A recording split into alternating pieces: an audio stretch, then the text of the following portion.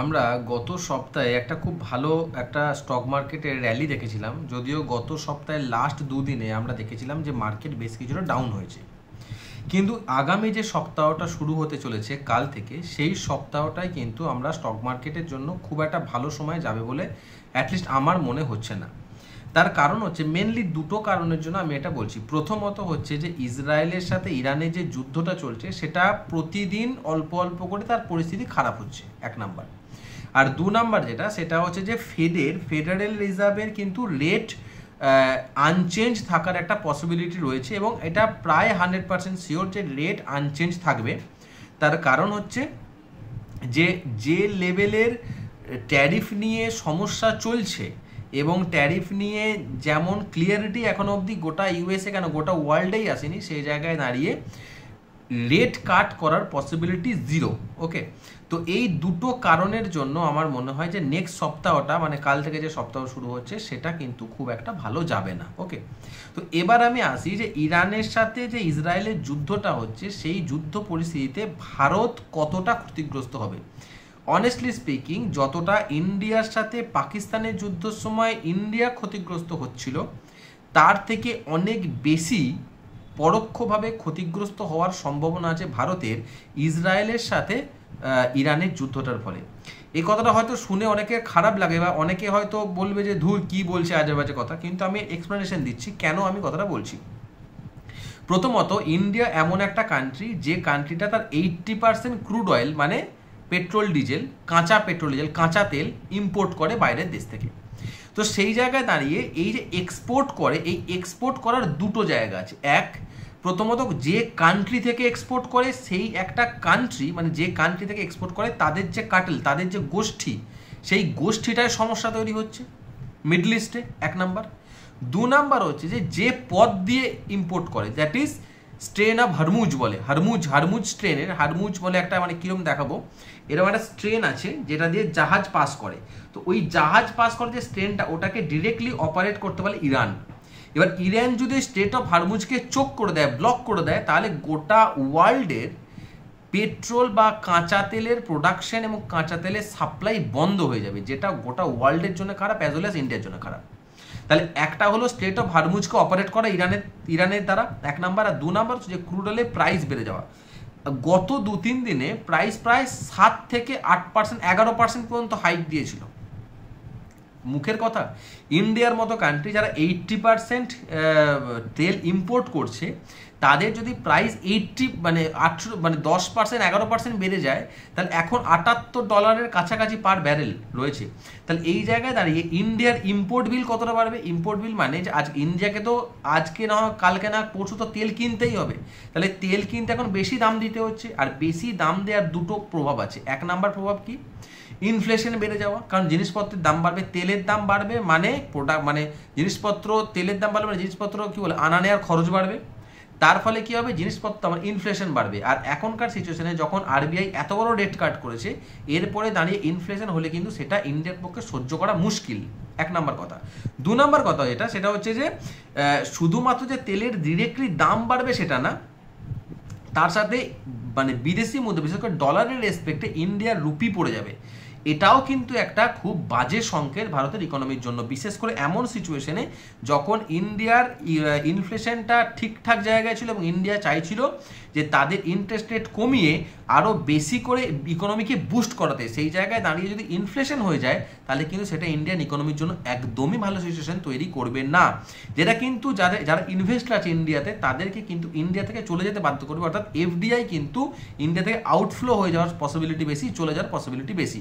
ওকে, তো এবার আর একটা ব্যাপার যেটা আমাকে অবশ্যই বলতে হবে, সেটা হচ্ছে যে কোন কোন সেক্টর, যে সেক্টরগুলো এর ফলে সব থেকে বেশি ক্ষতিগ্রস্ত হবে। মোরলেস একটা কথা 100% শিওর, যে যখন তেলের দাম বাড়ে তখন সমস্ত সেক্টর এর ফলে ক্ষতিগ্রস্ত হয়, সমস্ত sector, each and every sector. কিন্তু বেশি ক্ষতিগ্রস্ত হবে, সব থেকে বড় হচ্ছে ইন্ডিয়া অয়েল মার্কেটিং কোম্পানিগুলো, যার মধ্যে ওএনজিসি, বিপিসিএল, আইওএল, এই সমস্ত যে কোম্পানিগুলো আছে, এরা ক্ষতিগ্রস্ত হবে। এছাড়া ক্ষতিগ্রস্ত হবে অ্যাভিয়েশন সেক্টর, কারণ কি অ্যাভিয়েশন সেক্টরে মানে উড়োজাহাজ মানে যারা আর কি উড়োজাহাজে যায়, তাদের সব থেকে বড় খরচ হচ্ছে তেলের খরচ, আর সেই তেলের দামই বেড়ে যাচ্ছে, ডেফিনেটলি অ্যাভিয়ানের খরচও বাড়বে। এবার খরচ বাড়বে মানে কি, মানে হচ্ছে টিকিটের দাম বাড়বে, আর টিকিটের দাম বাড়বে মানে কি লোকে কম যাবে, তাই জন্য অ্যাভিয়েশন সেক্টর ক্ষতিগ্রস্ত হবে। এছাড়া শিপিং আছে। শিপিং কেন বলছি, কারণ ওই যে স্টেট অফ হারমুজে যদি কোনো রকম সমস্যা তৈরি হয় তাহলে শিপিং কোম্পানিগুলো মারাত্মক মার খাবে, কারণ স্টেট অফ হারমুজ হচ্ছে ইন্ডিয়ার বা গোটা ওয়ার্ল্ডের একটা বিশাল বিজি রুট। ওকে, তো স্টেট অফ হারমুজ যদি গন্ডগোল করে তাহলে কিন্তু শিপিং কোম্পানিগুলো কিন্তু মার খাবে। নট অনলি দ্যাট, এখানেও পেট্রোলের ব্যাপারটাও কিন্তু এখানে রয়ে যাচ্ছে। কেমিক্যাল সেক্টর মার খাবে, তার কারণ হচ্ছে ইরান হচ্ছে ইউরিয়া আর হচ্ছে অ্যামোনিয়া, এই দুটো কেমিক্যাল প্রোডাকশন এবং ডিস্ট্রিবিউশনের দিক থেকে খুব বড় মানে টপ পজিশন হোল্ড করে। তা ইরানি যদি যুদ্ধে আটকে যায় তাহলে তো ইউরিয়ার অ্যামোনিয়ার তো প্রোডাকশন কমে যাবে না, সেক্ষেত্রে এর পাশাপাশি এগ্রিকালচারের সঙ্গে যে সমস্ত সেক্টরগুলো যুক্ত আছে তারাও কিন্তু মার খাবে।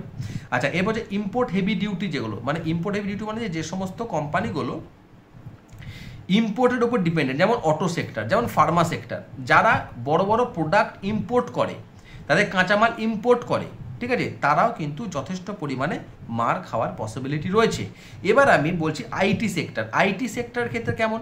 আইটি সেক্টরে যেমন হচ্ছে, আমি একটা নাম বলছি, টিসিএস আছে, উইপ্রো আছে, টেক মহিন্দ্রা, ইনফোসিস, এই সমস্ত কোম্পানিগুলো বললাম, এরা কিন্তু ইসরায়েলে কিন্তু এদের একটা বড় ক্লায়েন্ট বেস আছে, মানে ইসরায়েল থেকে একটা বড় পরিমাণে রেভিনিউ জেনারেট করে।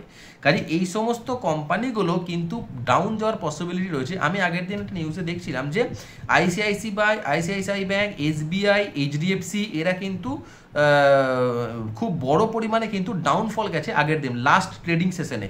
তার কারণ হচ্ছে এটাই যে এদের যে সমস্ত কোম্পানিগুলো বললাম, এদের কিন্তু একটা বড় সোর্স অফ রেভিনিউ কিন্তু ইসরায়েল।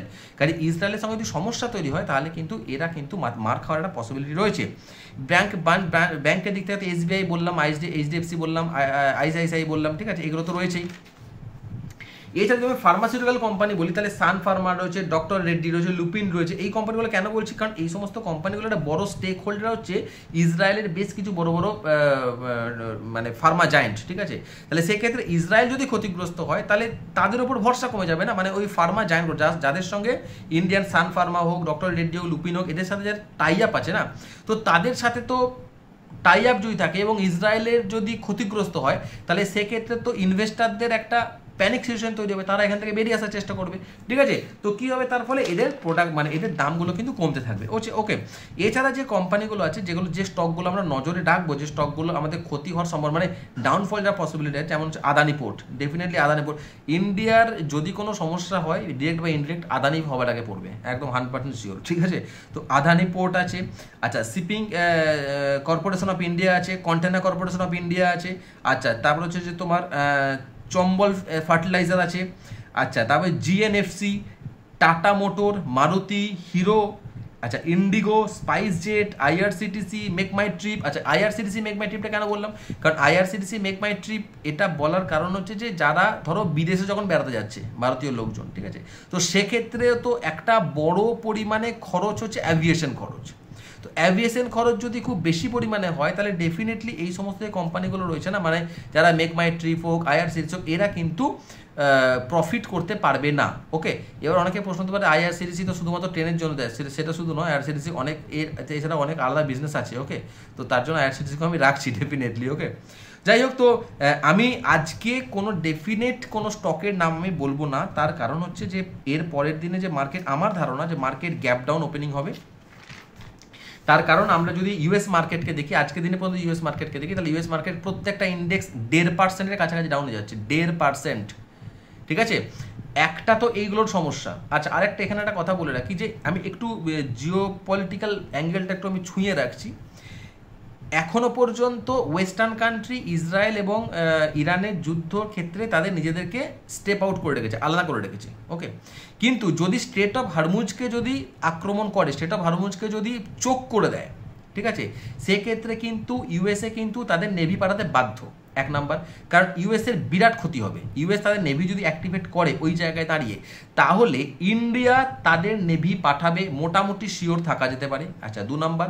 3 নাম্বার, এই সিচুয়েশনে দাঁড়িয়ে চায়না কিন্তু ইরানকে যেমন সাহায্য করছে আরও বেশি সাহায্য করবে, মিসাইল দিয়ে এবং অন্যান্য কাজ দিয়ে ইউএসকে পরোক্ষভাবে হিট করার জন্য, ঠিক আছে। কাজে এই সিচুয়েশনটা যদি তৈরি হয়, স্ট্রেট অফ হরমুজ যদি কোনোভাবে যদি এফেক্টেড হয়, তাহলে সেটা কিন্তু জিওপলিটিক্যাল এমন একটা মানে গিট্টু সিচুয়েশন তৈরি হবে না, এমন একটা বিচ্ছিরি সিচুয়েশন তৈরি হবে যেটা থেকে কিন্তু ওয়ার্ল্ড মার্কেট কিন্তু প্রচণ্ডভাবে হ্যাম্পার হবে। শুধুমাত্র স্টক মার্কেট নয়, জিওপলিটিক্যাল ব্যালেন্সও কিন্তু বিগড়ে যাওয়ার একটা সম্ভাবনা রয়েছে। এবং এখানে আমি যেটা আমি খবর পাচ্ছি আর কি, যে ইসরায়েল নাকি ইরানের নিউক্লিয়ার যেখানে স্টোর হাউস আছে বা নিউক্লিয়ার যেখানে এক্সপেরিমেন্ট হাউস আছে সেগুলোকে আক্রমণ করেছে, ঠিক আছে। এবং ইরানও কিন্তু ইসরায়েলের ক্যাপিটালকে আক্রমণ করেছে এবং বড় বড় শহরকে আক্রমণ করেছে। কাজে এখানে কাঁটায় কাঁটায় টক্কর হওয়ার একটা পসিবিলিটি রয়েছে এবং ইসরায়েল এবং ইরান কেউ কাউকে ছেড়ে কথা বলতে চাইছে না। তো এই জায়গায় দাঁড়িয়ে থেকে ওয়ার্ল্ড পিস এস্টাবলিশ হওয়া খুব জরুরি এবং আমাদের জন্য যারা বিশেষ করে ইনভেস্টার তারা কিন্তু একটা ডাউনফল হওয়ার মুখোমুখি আমরা দাঁড়িয়ে আছি। কারণ ইউএস মার্কেট প্রত্যেকটা ইন্ডেক্স যদি 1.5% করে ডাউনের কাছাকাছি থাকে, তাহলে মিনিমাম ইন্ডিয়ার মার্কেট কিন্তু অনেকটা নিচের দিকে আসবে, কোনো সন্দেহ নেই।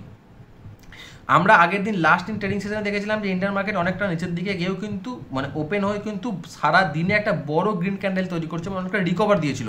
তো আমার মনে হয় না যে পরের দিনের সিচুয়েশন এই এতটা ফ্রেন্ডলি থাকবে, কারণ পরের দিনের সিচুয়েশন আমার জন্য ধারণা যে মার্কেট কিন্তু বেশ কিছু ডাউন ওপেন হবে এবং অনেক স্টক কিন্তু নিচের দিকে যাবে। বিশেষ করে যে সেক্টরগুলো আমি কথা বললাম সেই সমস্ত সেক্টরে অনেক স্টক কিন্তু অনেকটা নিচের দিকে যাবে। কাজে এই জায়গায় দাঁড়িয়ে যারা ইনভেস্টার আছো তাদের জন্য গোল্ডেন অপরচুনিটি, ভালো ভালো স্টক দেখে ইনভেস্ট করতে থাকো, ডেফিনেটলি কম কোয়ান্টিটিতে, কারণ কবে এটা শেষ হবে আমরা জানি না। যারা এখানে সুইং ট্রেডিং করতে আসছো তারা সাবধান, তারা ওয়েট অ্যান্ড ওয়াচ এই নীতিতে থাকবে। তারা ডিরেক্টলি কোনো স্টকে এখন এসে ইনভেস্ট করবে না, যদি ইনভেস্ট করতে হয় তো স্মল কোয়ান্টিটি ইনভেস্ট করবে, ম্যাক্সিমাম টাকাটা আমাদের হাতে থাকবে। যারা ইন্ট্রাডে করতে যাচ্ছ তারা কখনোই কিন্তু বিশেষ কোনো স্টকের ক্ষেত্রে আমার যেটা মনে হয় যে বিশেষ কোনো কনফার্মেশন না থাকলে তারা কখনোই আপার পজিশন হোল্ড করো না, মানে বুলিশ পজিশন হোল্ড করো না, বিয়ারিশ পজিশন হোল্ড করাটা বেটার। তবে ইন্ট্রাডের জন্য আমার জন্য বেস্ট সাজেশন হবে, আমি যদি কাউকে বলি তো সেটা হচ্ছে যে তোমরা ট্রেডিং থেকে বিরত থাকো, তোমরা দেখো মার্কেট কি চলছে। ইনভেস্টার সব থেকে অ্যাক্টিভ থাকা উচিত, তারপরে সুইং ট্রেডার, তারপরে হচ্ছে যারা আছে ইন্ট্রাডে ট্রেডার। ওকে, তো আমার এটা ধারণা। আর যদি কোনো স্টকে দেখো পারফেক্টলি আমি বুঝতে পারছি যে ঠিকঠাক জায়গায় ডাউনফলে আসবে, দেন স্টক ট্রেড নাও, বা আপ ট্রেড যাবে দেন ট্রেড নাও, আমি ইন্ট্রাডের জন্য বললাম। তাছাড়া কিন্তু মার্কেট ভোলাটিলিটি প্রচণ্ড বেশি থাকবে, এই বাড়বে এই কমবে, এই বাড়বে এই কমবে। তো এই জায়গায় দাঁড়িয়ে ডিরেক্টলি কোনো স্টকে ইনভেস্ট করা কিন্তু রিস্ক অনেকটা বেশি হয়ে যাবে, ঠিক আছে। তো আজকের মতো ভিডিও এটুকুই থাক। আমি কোনো স্পেশাল স্টকের কথা বললাম না, কারণ মার্কেট ডাউন হওয়ার পসিবিলিটি বেশি। তো যদি এখনো পর্যন্ত ভিডিওটা দেখে থাকো তো একটা লাইক করে দিও, চ্যানেলটা সাবস্ক্রাইব করে দিও, তাহলে আমারও ভালো লাগবে, তোমাদেরও ভালো লাগবে। ওকে, কারণ ভালো লাগবে কারণ আমি নতুন নতুন ভিডিও নিয়ে আসতে পারবো। ওকে, তো আমি এখানে ভিডিওটা শেষ করছি। আর আমার একটা ফেসবুক পেজ আছে স্টক24 নামেই, সেই পেজের লিঙ্ক আমি ডিসক্রিপশন বক্সে দিয়ে দেবো, ঠিক আছে। তোমরা ওই পেজে জুড়ে যাও এবং তোমাদের যদি কোনো দরকার থাকে কোনো প্রশ্ন থাকে দেন আমাকে তোমরা ওখান থেকে প্রশ্ন করতে পারো। ওকে, চলো আজকের মতো সাইনিং অফ।